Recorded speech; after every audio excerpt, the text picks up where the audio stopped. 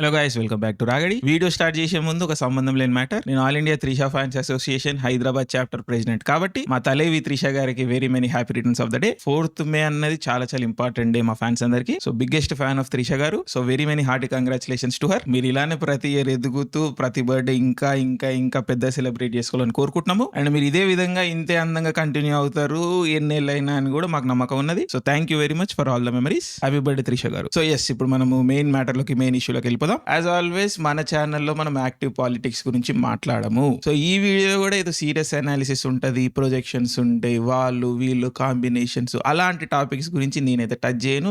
నా ఎక్స్పర్టీస్ కాదు ఇది. నాకు అసలు ఏమీ తెలియదు రాజకీయాల గురించి. మన ఆడియన్స్ కూడా లాస్ట్ 10 days నుంచి లైవ్లలో అక్కడ అడుగుతా ఉన్నారు, అన్న తమిళనాడు ఎలక్షన్స్ మీద కామెంట్ ఏంటి, వెస్ట్ బెంగాల్ ఎలక్షన్స్ మీద కామెంట్ ఏంటి అని. నాకు తెలియదు భయ్యా, నాకు వాస్తవంగా తెలియదు అని చెప్పుకుంటూ వస్తున్నాను. మరి అలాంటప్పుడు ఈ వీడియో ఎందుకు అంటే ఐఎమ్ జెన్యూన్లీ షాక్డ్. సో ఆ షాక్ ని డాక్యుమెంట్ చేద్దామని వచ్చినాను ఇక్కడికి, అంతే. అండ్ ఆల్సో వెస్ట్ బెంగాల్ నాకు చాలా close to heart. West Bengal గురించి మన తెలుగు వాళ్ళకి, మన రాగడి ఆడియన్స్ కి కొంచెం పరిచయం చేద్దాము. వెస్ట్ బెంగాల్ పొలిటికల్ వైలెన్స్, దీని గురించి కొంచెం మాట్లాడదాం సందర్భం వచ్చింది అని కాబట్టి ఈ వీడియో చేస్తున్నాను. సో ఆల్రెడీ మీలో చాలా మందికి తెలిసే ఉంటది, ఈ వీడియో అరౌండ్ నేను 2 o'clock అట్లా రికార్డ్ చేస్తున్నాను ఆన్ 4th May 2026. సో ఈ పార్టీకే ట్రెండ్స్ అనేవి బ్రాడ్ గా వచ్చేసినాయి. అగైన్ తెలియని వాళ్ళకి 5 states లో, ఇండియాలో 5 states లో ఎలక్షన్స్ అయినాయి. ఈ రోజు వాటి రిజల్ట్స్ కౌంటింగ్. సో మీకు ఒక ఓవర్ వ్యూ ఇవ్వాలి అంటే, అస్సాంలో బేసికలీ బీజేపీ గవర్నమెంట్ ఫామ్ చేయబోతున్నది. హిమంత బిశ్వ శర్మ అనే ఆయన చాలా పెద్ద లీడర్, స్ట్రాంగ్ లీడర్. సో ఆయన స్ట్రెంత్ మళ్ళీ కంటిన్యూ అవుతున్నది అక్కడ. నెక్స్ట్ కేరళలో ఫస్ట్ టైం లాస్ట్ ఎలక్షన్ లో ఒక అబరేషన్ జరిగింది. అదేంటంటే జనరల్ గా అక్కడ సిపిఐ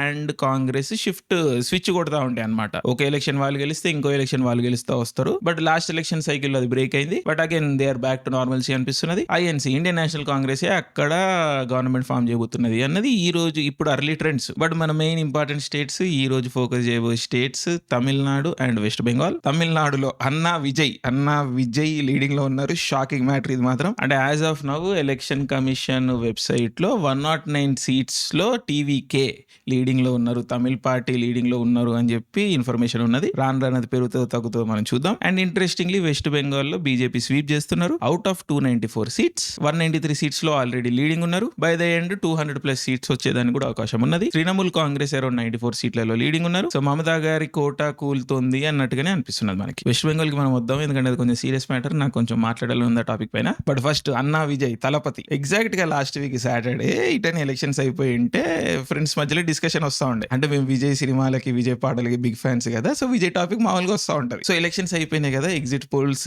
ఏం చెప్తున్నాయి అని చెప్పి సర్చ్ కొట్టినాం. సో షాక్డ్ ఉండే. First exit poll Tamil Nadu election అని కొట్టంగానే టీవీకే 108+ seats అని ఉండే. షాక్ అంటే ఆ నంబర్ చూసి షాక్ అయినాము. బట్ నవ్వుకున్నాం బేసికలీ, ఎందుకంటే అన్నా తలపతి కౌంట్ 0 నుండి స్టార్ట్ అవుతుంది అన్నది నా అంచనా ఉండే. బికాజ్ ఒక కొత్త పార్టీ, కొత్త లీడర్ ర్యాండమ్ గా వచ్చిర్రు, పెద్ద క్యాంపెయినింగ్ కూడా చేయలేదు. దానికి తోడు పెద్ద కాంట్రవర్సీ అయింది, చాలా మంది చనిపోయారు ఆ ర్యాలీలో. సో ఎంతో కొంత బ్యాగేజ్ ఉంటది కదా. సో ఆయన పాలిటిక్స్ పైన సీరియస్ ఉంటే నెక్స్ట్ ఎలక్షన్ లేకపోతే ఆ నెక్స్ట్ ఎలక్షన్ వరకు ఆయన ఒక పొలిటికల్ ఫోర్స్ అవుతారు అన్నది న్యాచురల్ ఎక్స్పెక్టేషన్, లేదా నాకున్న ఎక్స్పెక్టేషన్. అగే నేను పొలిటికల్ ఎక్స్పర్ట్ కాదు అని చెప్పి తమిళనాడు ప్రజలు మళ్ళీ ప్రూవ్ చేసిరు. ఎస్, నన్ను ఓడించడానికి అన్నా విజయ్ గెలిచిరు అక్కడ. బట్ పాయింట్ ఏంటంటే లాస్ట్ వీక్ ఎగ్జిట్ పోల్స్ తర్వాత కూడా విజయ్ గారి కౌంట్, టీవీకే కౌంట్ ఈ ఎలక్షన్ రిజల్ట్స్ లో సింగిల్ డిజిట్, అంటే 0 నుంచి 9 మధ్యలో ఉంటది అన్నది నా ఎక్స్పెక్టేషన్. బట్ తమిళనాడు ప్రజలు డంకా బజాయించారు, షాక్ చేసిరు. Literally shock. ఇంకా దీనికి ఏం ఎక్స్పెక్టేషన్స్, ఏం క్యాలిక్యులేషన్స్ దీనికి ఉంటే నాకు తెలియదు. Political experts analysis I will be more interested. రేపు ఎల్లుండి ఆ తర్వాత వచ్చే ఆర్టికల్స్, సీరియస్ పొలిటికల్ డిస్కషన్స్ నేను చూస్తాను, ఫాలో అవుతాను. సో ఏంటి విజయ్ రైస్ కి కారణం అని చెప్పి కూడా నేను తెలుసుకునేదానికి ప్రయత్నం చేస్తాను. బట్ యాజ్ ఆఫ్ నో నా దగ్గర ఏం ఎక్స్ప్లెనేషన్ లేదు. 2-3 అబ్జర్వేషన్లు ఉన్నాయి తప్పించి పెద్దగా నాకు అసలు ఇక్కడ సాలిడ్ గ్రౌండ్ ప్రూఫ్ ఇవేం లేవు. I'm just in shock. So TVK count మారింది. 110 seatsలలో leading TVK. But magic figure miss అవుతుందా టీవీకే అన్నట్టుగానే అనిపిస్తున్నది. So out right TVK government form చేయడానికి నంబర్స్ లేకపోవచ్చు, ఒక 9 to 10 seats తక్కువ పడవచ్చు. సో హంగ్ అసెంబ్లీ లాగానే అనిపిస్తున్నది as of now. So TVK ADMK ఏమన్నా పొత్తులోకి వెళ్ళొచ్చా అని చూడాలి మనం, లేకపోతే టీవీకే ప్లస్ ఈ చిన్న పార్టీలు ఐఎన్సీ వీళ్ళు కలిసి కూడా పొత్తులోకి వెళ్తారో మనం చూడాలి. అది గనక జరిగితే డిఎంకే ఏడీఎంకే లేకుండా, ఈ 2 పార్టీలు లేకుండా గవర్నమెంట్ ఫామ్ చేయడం after so many decades, that is truly history. And ఆ హిస్టరీని డెబ్యూటాంట్ పాలిటీషియన్ క్రియేట్ చేయబోతున్నారు. I mean this is shocking. And ఇక్కడనే మనము ఫస్ట్ అబ్జర్వేషన్ ఏంటంటే తమిళనాడు సినిమా ఫ్యాన్స్ కి, తెలుగు స్టేట్స్ సినిమా ఫ్యాన్స్ కి ఉన్న వ్యత్యాసాన్ని మనం గుర్తించాలి. మేబీ తెలుగు సినిమా ఫ్యాన్స్ ఎవరైతే ఉంటారో వాళ్ళు మేబీ మెచ్యూర్డ్ పొలిటికల్ ఓటర్స్ కావచ్చు. కావచ్చు. అంటే ఒక రాజకీయ నాయకుడు ఏంటి అని 2-3 ఎలక్షన్ సైకిల్ చూసిన తర్వాత ఓట్లు వేస్తారేమో తెలుగు ప్రజలు. తమిళనాడు ఫ్యాన్స్ కొంచెం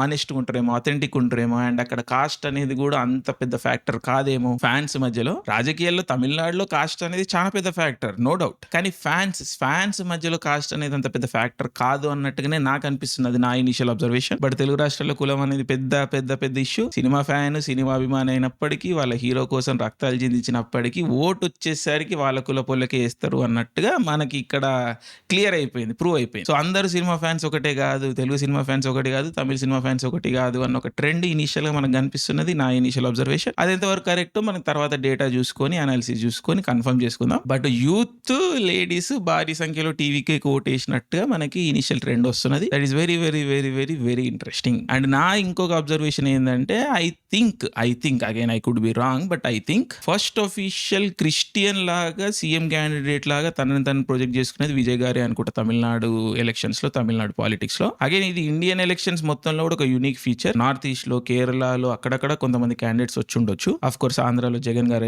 ఉండనే ఉన్నారు. ఇప్పుడు జగన్ గారి కేసు తీసుకుంటే మెయిన్ గా ఆయన కాస్ట్ ఐడెంటిటీనే పుష్ అవుతా ఉంటది, ఆ బేసిస్ మీదనే ఎలక్షన్ లోకి వెళ్తా ఉంటారు. బట్ టీవీకేలో మనం చూసుకుంటే ఆయన క్రిస్టియన్ ఐడెంటిటీతోని అఫీషియల్ గా ఎలక్షన్స్ లోకి వెళ్ళిర్రు. సో క్రిస్టియన్ ఓటు తమిళనాడులో సీరియస్ పవర్ఫుల్ ఫోర్స్ లాగా అయినట్టు మనకు కనిపిస్తున్నది. ముందు నుంచి పవర్ఫుల్ ఉన్నప్పటికీ కూడా 2026 నుంచి గేమ్ చేంజర్ అవుతుంది అన్న దానికి ఇక్కడ క్లియర్ ఇండికేషన్ ఇది. సో అదొక interesting factor, interesting observation. And ఇదే ఫ్యాక్టర్ నెక్స్ట్ ఎలక్షన్ సైకిల్ లో కూడా ఆంధ్రాలో మనం కనిపించడానికి అవకాశం ఉంటుంది ఖచ్చితంగా. చాలా మంది పాలిటీషియన్స్ వాళ్ళ క్రిస్టియన్ ఐడెంటిటీని ఫ్రంట్ లో పెట్టి ఎలక్షన్స్ లోకి వెళ్ళబోతున్నారు అన్నదానికి ఇది ఒక బిగ్ టేక్ అవే. అగే నా ఎక్స్పెక్టేషన్ ఇది, but I'm not an expert here. But ఈ మొత్తం తమిళనాడు ఎలక్షన్ సైకిల్లో నాకు బిగ్గెస్ట్ పాజిటివ్ ఫ్యాక్టర్ ఏంటంటే, ఈ వెపనైజ్డ్ డైవర్స్ అన్న కాన్సెప్ట్ ఏదైతే ఉందో, వెపనైజేషన్ ఆఫ్ పర్సనల్ లైఫ్ ఏదైతే ఉందో అది ఫెయిల్ అయిపోయింది.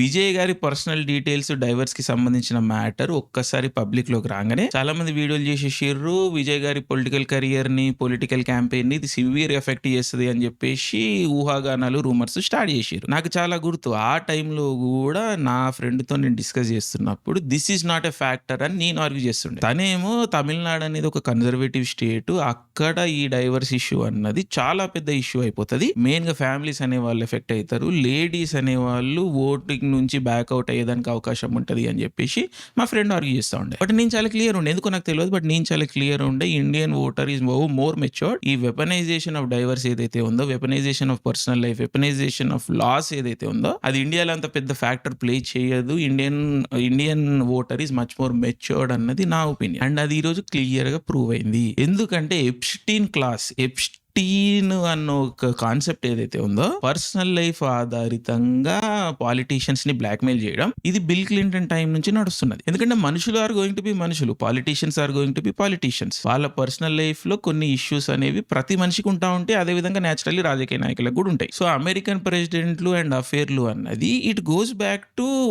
మొదటి నుంచి ఉన్నది. చరిత్రలో ఉన్న ప్రతి ప్రెసిడెంట్ ఏదో ఒక టైంలో ఇలాంటి ఇష్యూల్లో వాళ్ళవి ఏవో నడుస్తూ ఉంటాయి. అగైన్ పర్సనల్ లైఫ్ ఇది. బట్ అక్కడ మీడియా కానీ, ఎస్టాబ్లిష్మెంట్ కానీ ఈ విషయాలను పెద్దగా డిస్కస్ చేసేవి కాదు. అంటే పెద్ద లీడర్లు, జాన్ ఎఫ్ కెన్నడీ ఇలాంటి లీడర్స్ కి కూడా వాళ్ళ పర్సనల్ లైఫ్ ఉండేది. అది పొలిటికల్ ఇష్యూ ఏ రోజు కాలేదు. కానీ ఫస్ట్ టైం ఇజ్రాయెల్ మొసాద్ చేయబట్టి బిల్ క్లింటన్ ఇష్యూ ఏదైతే ఉందో, మోనికా లెవిన్స్కీ స్కాండల్ ఏదైతే ఉందో, అది పొలిటికలీ వెపనైజ్ చేయబడ్డది. అండ్ దాని ద్వారా బిల్ క్లింటన్ అనే వ్యక్తి కంట్రోల్ చేయబడ్డాడు. అగైన్ ఈ కాన్సెప్ట్ ని మనం గ్రేటర్ ఇజ్రాయెల్ వీడియోలో ఇంకా ఎలాబరేట్ గా మాట్లాడుకుందాం. బట్ ఒక్కసారి ఫారెన్ ఇంటెలిజెన్స్ ఏజెన్సీలు, డెమోక్రసీస్ లో మనం పాలిటీషియన్స్ లని వాళ్ళ పర్సనల్ లైఫ్ ద్వారా కంట్రోల్ చేయొచ్చు, వాళ్ళ పర్సనల్ ఇష్యూస్ ద్వారా కంట్రోల్ చేయొచ్చు అన్న కాన్సెప్ట్ ఒక్కసారి వాళ్ళు రియలైజ్ అయిపోయేసరికి, ఈ టూల్ యొక్క పవర్ వాళ్ళు రియలైజ్ అయిపోయేసరికి ఎప్స్టీన్ స్కాండల్, ఎప్స్టీన్ క్లాస్ అనేది పుట్టడం స్టార్ట్ అయింది. జెఫ్రీ ఎప్స్టీన్ లాంటి వ్యక్తులు, blackmailers, professional blackmailers పుట్టడం స్టార్ట్ అయ్యారు. సో ఇలాంటి పర్సనల్ ఇన్ఫర్మేషన్ ని వెపనైజ్ చేయడం ద్వారా ఎలక్షన్ రిజల్ట్లని, రాజకీయ నాయకులని కంట్రోల్ చేసే ప్రాసెస్ ఏదైతే ఉందో అది వరల్డ్ వైడ్ వ్యాప్తి చెందింది. సో సేమ్ మెథడాలజీని ఇండియాలో కూడా చాలా మంది పాలిటీషియన్స్ కి వ్యతిరేకంగా వాడుదాము అని చెప్పేసి ట్రై చేసిర్రు. అది అది లాస్ట్ ఫ్యూ ఎలక్షన్ సైకిల్స్ లో మనకి క్లియర్ గా కనిపిస్తా వచ్చింది. ఆంధ్రప్రదేశ్ లో పవన్ కళ్యాణ్ గారికి వ్యతిరేకంగా వాడడానికి చూసిర్రు, అండ్ సిమిలర్లీ ఇక్కడ టీవీకే విజయ్ గారికి వ్యతిరేకంగా వాడడానికి చూసిర్రు. ఆంధ్రాలో పవన్ కళ్యాణ్ గారికి వ్యతిరేకంగా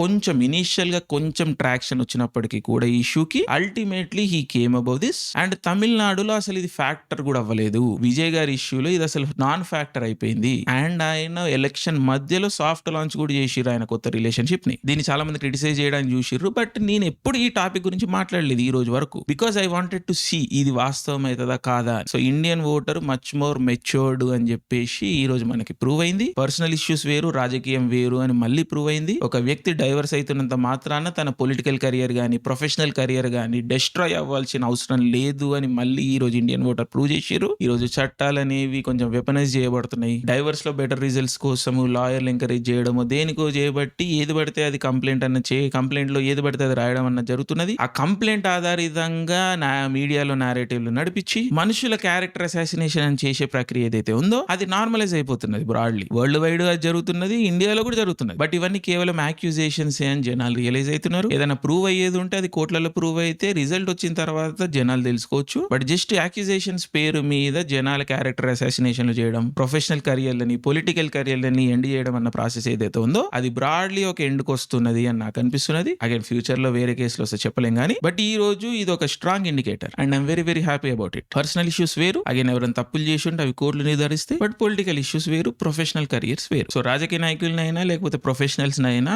వాళ్ళ పర్ఫార్మెన్స్ ని బట్టి జడ్జి చేయాలి తప్పించి వాళ్ళ పర్సనల్ ఇష్యూస్ ని పర్సనల్ కాన్ఫ్లిక్ట్లని బట్టి మనిషిని ప్రొఫెషనల్ కెరియర్స్ ని జడ్జి చేయడం అన్న ప్రాసెస్ ఎప్పటికీ వ్యాలిడ్ కాదు. సో ఆ మెచ్యూరిటీ ఇండియన్ ఓటర్ లో ఉన్నది, ఇండియన్ పీపుల్ లో ఉన్నది లేదా వస్తున్నది అన్నది ఒక మంచి indicator. I'm very very happy about it. But election video అని చెప్పి వీడియో ఏదో మాట్లాడుతున్నాను అనుకోకండి. అన్న విజయ్ గారు షాక్ చేశారు కొంచెం, అండ్ సీఎం కూడా కాబోతున్నారు మోస్ట్ ప్రాబబ్లీ. సో ఎవరితో పొత్తులోకి పోబోతున్నారు, ఆ హంగ్ అసెంబ్లీ, ఆ ఈక్వేషన్స్ ఏంటి అని మనకి ఇంకో 1-2 days లో వస్తుంది న్యూస్. బట్ షాకింగ్, అన్నా Vijay CM of Tamil Nadu in 2026.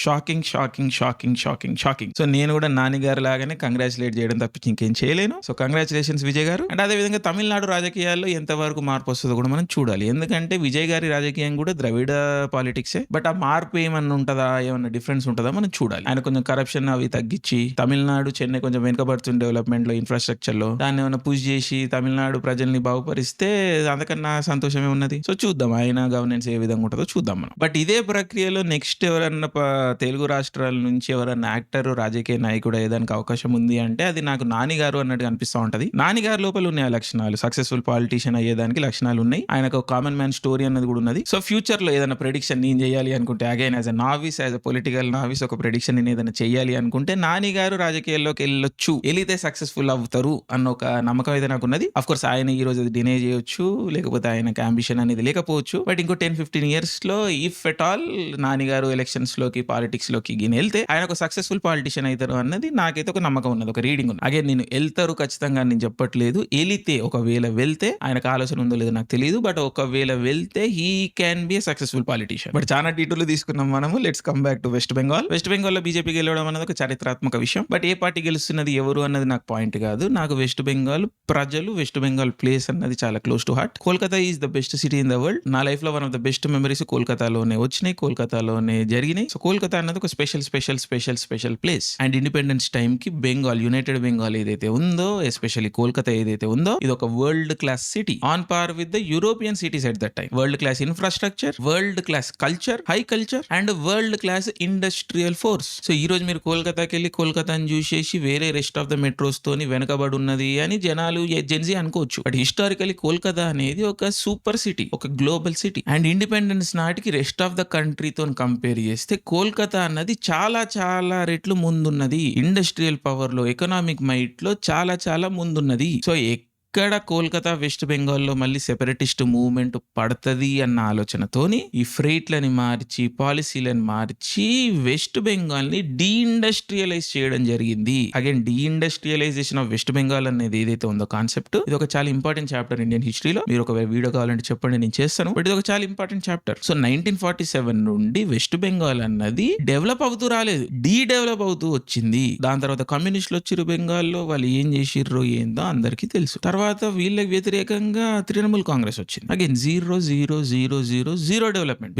Average Bengali ప్రజలు ఎంత సఫర్ అవుతుర్రో నేను చూసినాను. శాలరీ లేవు, వర్క్ కల్చర్ లేదు, ఇండస్ట్రీ లేదు, డెవలప్మెంట్ లేదు, రోడ్ లేదు, ఎలక్ట్రిసిటీ లేదు, nothing. Today Kolkata looks like Dhaka Bangladesh కి కోల్కతాకి వ్యత్యాసమే లేదు. But Kolkata is supposed to be one of the major metros of our country, historical place. So how is that even possible? Purely elections, political violence దీని కారణం. So again మళ్ళీ మనం 20th centuryకి వెళ్తే India's independent movement పుట్టింది, start అయింది, పెరిగింది బెంగాల్లోనే. మీరు అర్థం చేసుకోండి, బెంగాల్ అన్నది అంత సిగ్నిఫికెంట్ విషయం. ఇండియన్ రెవల్యూషనరీలు పుట్టింది, పెరిగింది అంత బెంగాల్లోనే. సో బెంగాల్ అన్నది అలాంటి ఇంపార్టెంట్ మూవ్మెంట్. సో బెంగాల్లో పుట్టిన విప్లవం అన్నది, విప్లవకారులు అనే వాళ్ళు బ్రిటిషర్స్ ని ఎంత తక్కువ ఇచ్చారు అంటే ఎర్లీ 20th centuryలో బ్రిటిష్ వాళ్ళు క్యాపిటల్ కోల్కతాలో ఉన్న, క్యాల్కటాలో ఉన్న క్యాపిటల్ ని తీసుకెళ్లి ఢిల్లీలో కొత్త క్యాపిటల్ కట్టాల్సినంత పని చేశారు. అంటే లిటరలీ క్యాపిటల్ ని షిఫ్ట్ చేసి కొత్త క్యాపిటల్ ని కట్టారు ఢిల్లీలో. అంత ప్రాబ్లమ్స్ క్రియేట్ చేశారు ఆల్రెడీ క్యాపిటల్ గా ఉన్న క్యాల్కటాలో రెవల్యూషనరీస్ అనేవాళ్ళు. Again through violence. So French revolution స్టైల్లో వైలెన్స్ ద్వారా మేము విప్లవాన్ని పుట్టిస్తాము అన్న ఆలోచన ఏదైతే వచ్చిందో, ఎడ్యుకేటెడ్ పీపుల్ లో ముఖ్యంగా ఏదైతే ఆలోచన వచ్చిందో, ఆ రోజు పుట్టిన, ఆ టైంలో పుట్టిన వైలెన్స్ బెంగాల్ ని వదిలి ఏ రోజు పోలేదు. సో విప్లవం పేరు మీద వైలెన్స్ అన్నది ఒకసారి ఎంటర్ అయిపోయింది సొసైటీలోకి. అక్కడ కాజ్ మంచిదే, ఇండిపెండెన్స్ అన్న కాజ్ మంచిదే, కానీ ఇండిపెండెన్స్ కోసం వచ్చిన వైలెన్స్ వేరే షేపులు తీసుకుంటూ వచ్చింది. సో వైలెన్స్ యొక్క నేచర్ అది. వైలెన్స్ ని సొసైటల్ లెవెల్లో కంట్రోల్ చేయలేము, ఛానలైజ్ చేయలేము. ఒక్కసారి వైలెన్స్ అన్నది అన్లీష్ అయిపోతే అది సొసైటీని తినేస్తా ఉంటది. So late 19th century, early 20th centuryలో ఏదైతే వైలెన్స్ అన్లీష్ అయిందో బెంగాల్లో, అది పార్టిషన్ వరకు వచ్చి పార్టిషన్ లో లక్షల మంది ప్రాణాలు తీసుకొని ఆ తర్వాత పొలిటికల్ వైలెన్స్ లాగా పరిణితి చెంది ప్రతి ఎలక్షన్ లో 100,000 మందిని పొట్టన పెట్టుకుంటూనే వచ్చింది. బెంగాల్లో పాలిటిక్స్ అంటే వైలెన్స్ అంటే పాలిటిక్స్. అండ్ బెంగాల్లోనే నక్సల్బాడీ మావోయిజం అన్నది కూడా పుట్టింది మళ్ళీ. సో వైలెన్స్ అనేది బెంగాల్ ని తినేస్తా వచ్చింది ఒక సెంచరీ మొత్తం. మామూలుగా మీరు బెంగాల్ పీపుల్ ని కలుస్తారు, చాలా స్వీట్ ఉంటారు, స్వీట్ మాట్లాడతారు, అవన్నీ వాస్తవమే. బట్ పొలిటికల్ వైలెన్స్ కూడా అంతే వాస్తవం బెంగాల్లో. ఇది కమ్యూనిస్ట్ టైంలోనూ నడిచింది. అగే నక్సల్బాడీ మూవ్మెంట్ పుట్టడం, అక్కడనే పుట్టడానికి కూడా ఇది ఒక ఇండికేటర్. అండ్ వీళ్ళకి వ్యతిరేకంగా వచ్చిన మమతా బెనర్జీ గవర్నమెంట్ లో కూడా, తృణమూల్ కాంగ్రెస్ టైంలో కూడా ఈ పొలిటికల్ వైలెన్స్ అనేది అదే విధంగా కంటిన్యూ అవుతూ వచ్చింది. ఇన్ఫాక్ట్ ఇంకా చాలా మెజర్స్ లో పెరిగింది. లాస్ట్ ఎలక్షన్ సైకిల్ లో మీరు చూసుకోండి, ఒక్కసారి ఎలక్షన్ అయిపోగానే ఆపోజిషన్ పార్టీ పీపుల్ ని, జనాల్ని ఊర్ల మీద ఎగబడి 100 మంది చంపబడ్డారు, 1000 మంది డిస్ప్లేస్ అయ్యారు. దీని మీద పెద్ద మీడియా కవరేజ్ లేదు, బట్ నేను బెంగాల్ ని కవర్ చేస్తూ ఉంటా కాబట్టి ఇది ఒక పెద్ద ఇష్యూ. ఈ రోజు కూడా ఆ ప్రజలకి ఇంకా న్యాయం జరగలేదు, కేసు నడుస్తుంది. ఒకసారి మీరు వెళ్ళి చూడండి లాస్ట్ ఎలక్షన్ సైకిల్లో పోస్ట్ ఎలక్షన్ వైలెన్స్ అనేది ఏ విధంగా జరిగింది, అక్కడ ఎంత సివియర్, ఎంత ఉద్రిక్తంగా జరిగింది. ప్రోగ్రామ్స్ ఊర్ల మీద ఎగబడి జనాలని సంపుడు, నరుకుడు, ఎలగొట్టుడు, వాళ్ళ ఆధిపత్యాన్ని జమాయించుడు అన్నది జరిగింది. మరి ఇంత జరుగుతున్న అదే వ్యక్తులకి ఓట్లు ఎందుకు వేస్తా ఉంటారు అని మీరు అడగొచ్చు. బట్ అక్కడ వాళ్ళకి ఇంకొక ఆప్షన్ లేదు. ఎవరెవరు ఓట్లు వేసిర్రు అన్నది వాళ్ళకి ట్రాక్ అవుతా ఉంటది, తెలిసిపోతా ఉంటది. అండ్ ఓట్లు వేయని వాళ్ళతోని చాలా ఆకృత్యాలు జరుగుతాయి అక్కడ. సో భయాందోళనల మధ్యలో అక్కడ ఎలక్షన్లు అనేవి జరుగుతూ ఉంటాయి. మరి డెమోక్రసీ ఎక్కడ పనిచేస్తుంది, డెమోక్రటిక్ సిస్టమ్స్ ఎక్కడ పనిచేస్తున్నాయని మీరు అడగొచ్చు. బట్ అక్కడికి వెళ్ళి అక్కడ లోకల్ గా చాలా ఇష్యూస్ ఉంటాయి. సర్వేయింగ్లు కానియరు, లోకల్ గా వెళ్ళనియరు, దానికి తోడు immigrant infiltration. So it's a very complicated state. So last సెంచరీలో బ్రిటిష్ వాడి దగ్గర మొదలుకొని బెంగాల్లో ఏవేవైతే చేసిర్రో అది ఇండిపెండెన్స్ తర్వాత కూడా కంటిన్యూ అయింది.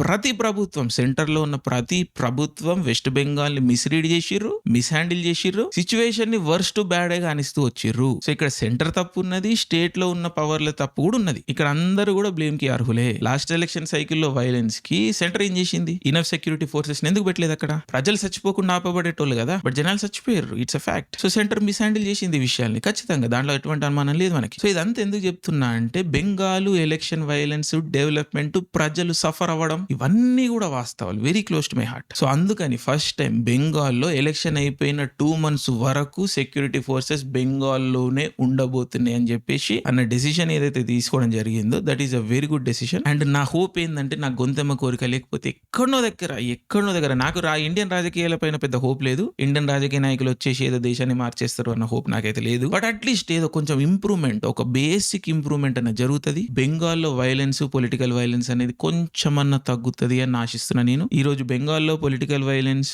రిలీజియస్ వైలెన్స్ లో షేప్ తీసుకుంటున్నది. అగైన్ పార్టిషన్ టైం నుంచి వస్తున్నదే ఇది. బట్ అగైన్ ఈ రోజు అదే ఇంటెన్సిటీతోని రిలీజియస్ వైలెన్స్ అనేది కూడా కనిపిస్తున్నది బెంగాల్లో మనకి. సో దీన్ని ఎవరు ఆపగలుగుతారో ఎట్లా ఆపగలుగుతారో నాకు తెలియదు, కానీ అట్లీస్ట్ పొలిటికల్ వైలెన్స్ అన్న కొంచెం తగ్గుతుంది ఈ ఎలక్షన్ సైకిల్ తర్వాత నేను ఎక్స్పెక్ట్ చేస్తున్నాను, కోరుకుంటున్నాను, హోప్ చేస్తున్నాను. సో పవన్ కళ్యాణ్ గారి తర్వాత తెలుగు రాష్ట్రాల్లో కోల్కతాని ప్రేమించే వ్యక్తులు ఎవరైనా ఉన్నారు అంటే అది నేనే. So hopefully Kolkata gets better, Kolkata deserve చేసే డెవలప్మెంట్ వస్తుందని కోరుకుంటున్నాను, పొలిటికల్ వైలెన్స్ తగ్గుతుంది అని కోరుకుంటున్నాను, ఈ ఇల్లీగల్ ఇమిగ్రేషన్ కంట్రోల్ అవుతుంది అని కోరుకుంటున్నాను, మళ్ళీ కోల్కతా వెళ్ళి విజిట్ చేసి అక్కడ ఉండి కొన్ని రోజులు ఎంజాయ్ చేసే టైం నాకు పర్సనల్ గా వస్తుంది అని చెప్పేసి నేను ఆశిస్తున్నాను. But Bengali people are the sweetest people, like all Indians are sweet and Bengalis are the sweetest beautiful people. So జరుగుతుందని అనుకుంటున్నాను. అగైన్ రాజకీయాల ద్వారా ఈ మార్పు వస్తుంది అంటే తెలియదు నాకు, బట్ ప్రజలు వెసిగిపోయి ఉన్నారు అనే దానికి ఒక ఇండికేటర్. సో ఈ రోజు కూడా మార్పు రాకపోతే ప్రజలు అనేవాళ్ళు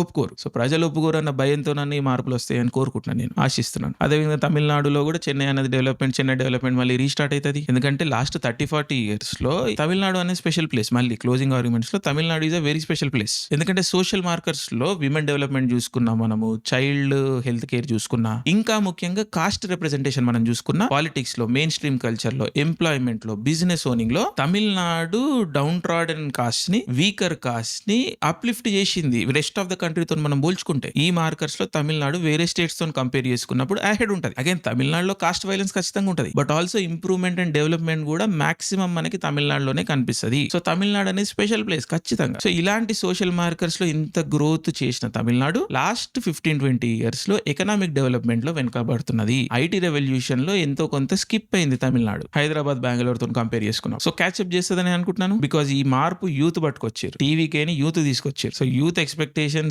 టీవీకే డెలివర్ చేస్తుందని కోరుకుందాం, చెన్నై ఆన్ ట్రాక్ వస్తుందని కోరుకుందాం. ఎందుకంటే బెంగళూరు, హైదరాబాద్, బాంబే, ఢిల్లీ మీద బాగా ప్రెషర్ పడుతున్నది. ఇండియాలో ఉన్న యూత్ ని, ఎంప్లాయర్స్ ని అబ్జర్వ్ చేసుకోవడానికి బాగా ప్రెషర్ ఉన్నది. అండ్ ఈ సిటీస్ లో కూడా ఇన్ఫ్రాస్ట్రక్చర్ అన్నది స్ట్రెస్ లో ఉన్నది. బట్ ఈ వర్క్ ఫోర్స్ ని అబ్జర్వ్ చేసుకోవడంలో కోల్కతా అండ్ చెన్నై కూడా కాంట్రిబ్యూషన్ చేయడం స్టార్ట్ చేస్తే ఈ మిగిలిన 4 cities పైన ప్రెషర్ అనేది కొంచెం తగ్గుతుంది అండ్ కంట్రీ కూడా ఓవరాల్ గా డెవలప్ అవుతుంది. So other cities developing is a good thing. So చూద్దాం. అగైన్ ఇండియన్ పాలిటీషియన్స్ వచ్చేసి పాలిటిక్స్ వచ్చేసి దేశాన్ని మారుస్తారు అంత నాయుగా నేనైతే లేను, బట్ ఇంక్రిమెంటల్ ఇంప్రూవ్మెంట్స్ చూసుకుందాం మెల్లమెల్ల చూస్తూ వద్దాం. బట్ ఈ వీడియో అనేది ఒక సీరియస్ పొలిటికల్ వీడియో అయితే కాదు. I want to make it absolutely clear. నాకేం తెలియదు, నేను ఒక అవలగాన్ని, నాకు అనిపించింది, నా ఆడియన్స్ అడుగుతా ఉంటారు కాబట్టి వాళ్ళకి చెప్పే ప్రయత్నం ఈ వీడియో అంతే. మీకు రియల్ పొలిటికల్ అనాలిసిస్ కావాలంటే వేరే దగ్గర చూసుకోండి. బట్ నేను షాక్ అయినా అంతే.